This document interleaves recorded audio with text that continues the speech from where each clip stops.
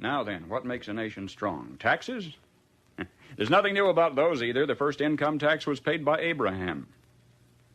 It was written on a rock by the hand of divinity and handed to Moses at the top of Mount Sinai. And you might want to remember this. It was at the flat rate of 10%. It promised the wrath of God on anybody who tampered with or violated that law. Christ was born in Bethlehem because Joseph was on his way to pay his taxes. Joseph was a relatively well-to-do landowner of the house and lineage of David.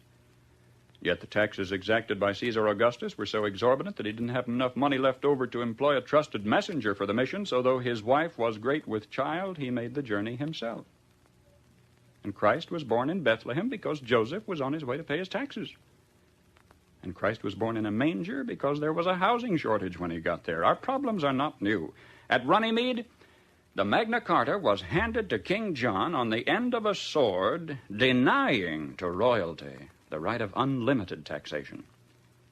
Yet you know it was for us, the American people, to become the first in recorded history ever voluntarily to surrender our rights to private property. Oh, yes, we did. With an innocent-sounding constitutional amendment, the 16th, which says that Congress shall have the power to lay and collect taxes on incomes from whatever source derived, and we forgot to put any limit on the extent to which we could tax ourselves. Conceivably, we could be taxed out of all private property. We could be taxed not 70%, 80%, 90%, but 100%. We could awaken one morning and find that the government owns the farm and the house and the car and has a mortgage on the church, legally. Historically, whenever any nation has taxed its people more than 25% of their national income, initiative was destroyed and that nation was headed for economic eclipse. Well, presently, the American people are being taxed 33% of their total income. History says we'll roll forward on momentum for a little while, but we'd better get some more gas in the tank pretty quick. You see, ours is not the first, by George, good government to arise on the world stage. There have been several. Rome, and Spain, and Greece, and China, and each enjoyed about 150 years at its zenith. That's just about our time in the New World. And then each decayed away. Not one of them was ever destroyed by anybody else's marching legions. Each rotted away, morally, socially, culturally, economically, simultaneously. You know, one of the most cruel paradoxes of history is this. Because each was a good government, it bore bountiful fruit. And when it bore bountiful fruit, the people got fat. And when they got fat, they got lazy. And when they got lazy, they began to want to absolve themselves of personal responsibility and turn over to government to do for them things which traditionally they had been doing for themselves. At first, there appears to be nothing wrong in asking government to perform some extra service for you, but if you ask government for extra services, government, in order to perform its increasing function, has to get bigger, right? And as government gets bigger, in order to support its increasing size, it has to what? Tax the individual more, so the individual gets littler. And to collect the increased taxes requires more tax collectors, so the government gets bigger, and in order to pay the additional tax collectors, it has to tax the individual more, so the government gets bigger and the individual gets littler. And the government gets bigger and the individual gets littler until the government is all-powerful. The individual is hardly anything at all. The government is all-powerful. The people are cattle. Now, some believe that the need is for a vigorous, strong man to arise on the scene, to regulate and regiment the affairs of men. Yet history tells us there have been several such. Once upon a time, there was a nation great and powerful and good. She was suffering from the aftermath of war, from a depression. And then came upon the scene a leader, an idealist, self-confident, intolerant of criticism.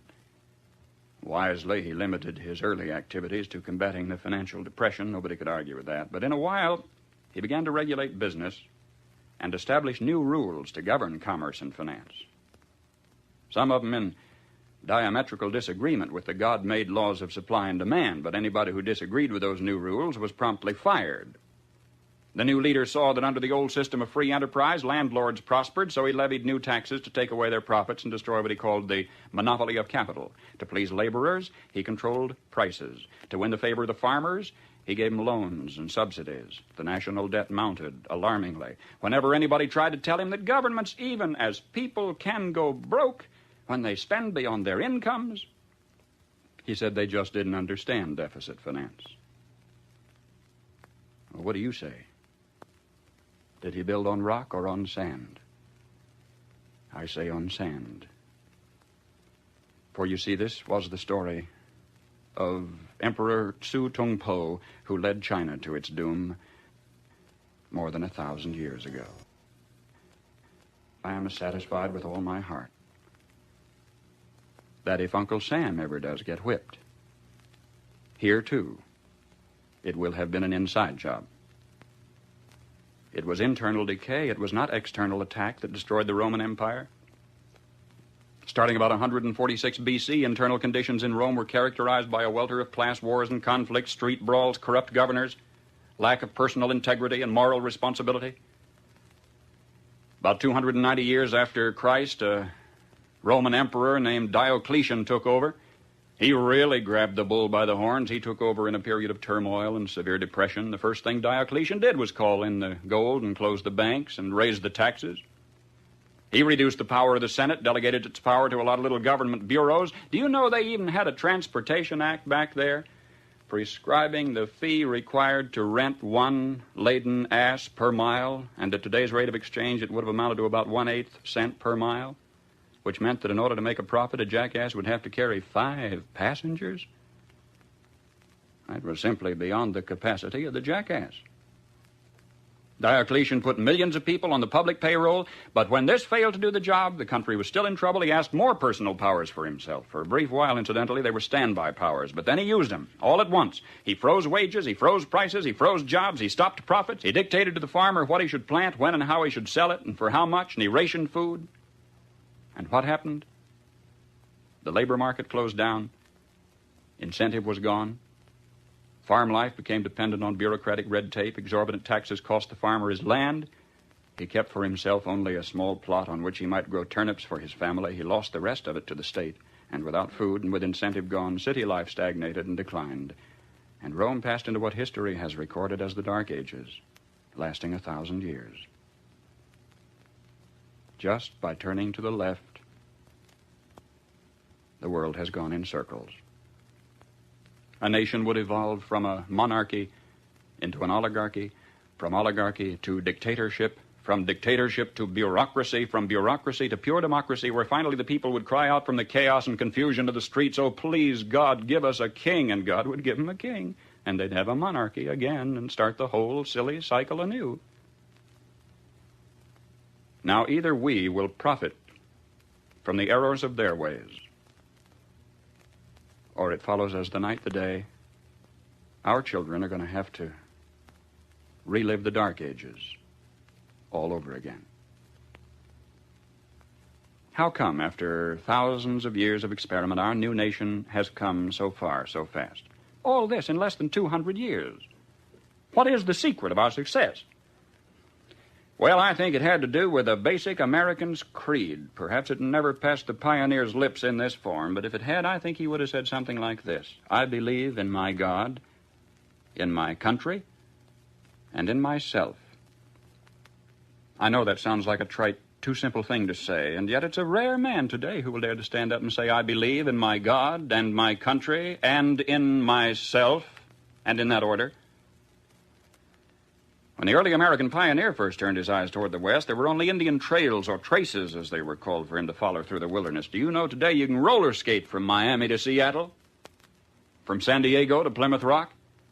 In this little bitty instant, as historical time is measured, our 7% of the Earth's population has come to possess more than half of all the world's good things. How come? Well, sir, when that early pioneer turned his eyes toward the west, he didn't demand that somebody else look after him. He didn't demand a free education. He didn't demand a guaranteed rocking chair at eventide. He didn't demand that somebody else take care of him if he got ill or got old. There was an old-fashioned philosophy in those days that a man was supposed to provide for his own and for his own future. He didn't demand a maximum amount of money for a minimum amount of work. Nor did he expect pay for no work at all. Come to think of it, he didn't demand anything. That hard-handed pioneer just looked out there at the rolling plains, stretching away to the tall green mountains, and then lifted his eyes to the blue skies and said, "Thank you, God. Now I can take it from here." Now, that spirit isn't dead in our country. It's dormant. It's been discredited in some circles, driven underground, but it isn't dead. It's just that a few seasons ago, politicians baiting their hooks with free barbecue and trading a Ponzi promise for votes began telling us we don't want opportunity anymore, we want security. We don't want opportunity, they said. We want security. And they said it so often we came to believe them. We wanted security. And they gave us chains, and we were secure. Suddenly, with our constitutional guarantees depleted, with our national character eroding away, with our tax laws penalizing those who dare to prosper, with workers concentrating on how little they can get by with instead of how much they can produce, suddenly we looked overhead one day to discover that the first tin moon in space was a Russian accomplishment. That free men dragging their feet had been outdistanced by slave workers dragging their chains. And we were sore afraid. Perhaps this was a disguised blessing, too. Maybe a dramatic accomplishment by this Cold War adversary was necessary to get us off our dead centers and back to work again. If we can revive in ourselves, then in our youth, something of that basic American's creed, the horizon has never, ever been so limitless. For man stands now on the threshold of his highest adventure of all, his first faltering footsteps into space. 20 years from today, half of the products you will be using in your everyday living aren't even in the dictionary yet. We've got it made. If we just keep on keeping on, we've got it made. And if we don't, we will follow those other great nation-states of history into the graveyard of ignominious oblivion. History promises only this for certain. We will get exactly what we deserve.